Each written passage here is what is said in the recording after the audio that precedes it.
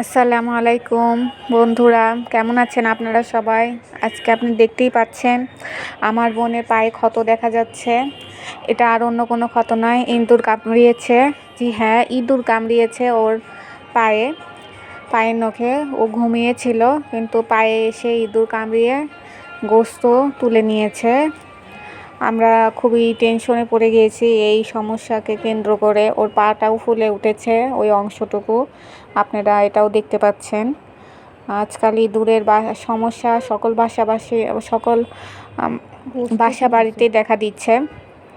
আমি প্রাথমিকভাবে ওকে গরম পানি, উষ্ণ গরম পানির দিয়ে ধুয়ে দিই পাটা, যাতে পরিষ্কার হয় রক্তটা। এরপর আমি ওকে বলি ও এখানে হেক্সাজল যেন দেয়, ও তাই দেয়। পরবর্তীতে আমি ওর মুছে দিয়ে দেখলাম যে ওখানে অনেক বেশি ক্ষত হয়ে গেছে, আপনারা দেখতে পাচ্ছেন। তারপরে বাসায় নেভানল পাউডারের জায়গায় আমি দিলাম তিব্বত পাউডার, যেটা সকলের বাসায় থাকে। এমনি ন্যাচারাল ট্যালকম পাউডার দিয়েছি, স্বাভাবিকভাবে রক্তটা যাতে বন্ধ হয় এবং ক্ষতটা যেন একটু কমে আসে, এই জন্যই দেওয়া। পরবর্তীতে আমরা চিন্তা করলাম এটাকে বেশিক্ষণ আর স্থায়ী করা যাবে না, যেহেতু ইঁদুর কামড়িয়েছে। তো আমরা দ্রুত গতিতে হসপিটালের দিকে যাতায়াত শুরু করলাম। দেখতেই পাচ্ছেন এখন আমরা মেডিকেল কলেজে পৌঁছে গেছি। আর এখন মূলত বগুড়ার মেডিকেল কলেজ, যেটা বলা হয়, বিকালবেলা যেহেতু, সেই জন্য আমরা এখানে পৌঁছে গেছি। ডাক্তারকে দেখাবো, দেখা যাক ওনারা কি বলে।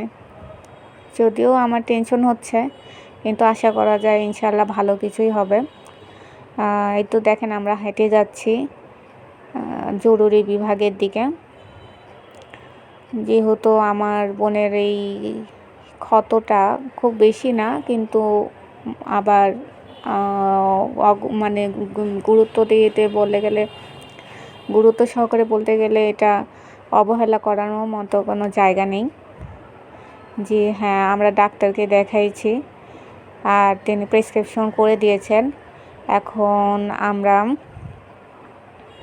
আপনাদের বাহিরের সাইডটা দেখাচ্ছি, এই বাহিরের সাইড সন্ধ্যাবেলা। তারপর আমরা প্রেসক্রিপশনে ওষুধের দোকানে গেলাম, ওষুধ নিলাম।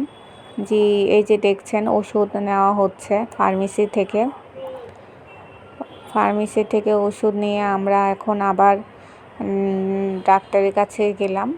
গিয়ে ওষুধের ইঞ্জেকশনটা, এই যে টিটেনাস ইঞ্জেকশন যেটা হাতে দেখতে পাচ্ছেন, এই ইঞ্জেকশনটাই আমি দিয়েছি আমার বোনকে। আর এই ইঞ্জেকশনটার প্রাইস বিভিন্ন জায়গায় বিভিন্ন রকম ভ্যারি করবে, আপনারা দেখে নেবেন। আর আমি যে ইঞ্জেকশনটা দেখাচ্ছি আর সেটাই হচ্ছে আমাদের কাজ। দিয়ে ফেললাম আমরা ইঞ্জেকশন। এখন আমরা বের হয়ে আসছি, দেখতেই পাচ্ছেন এখন সন্ধ্যা হয়ে গেছে।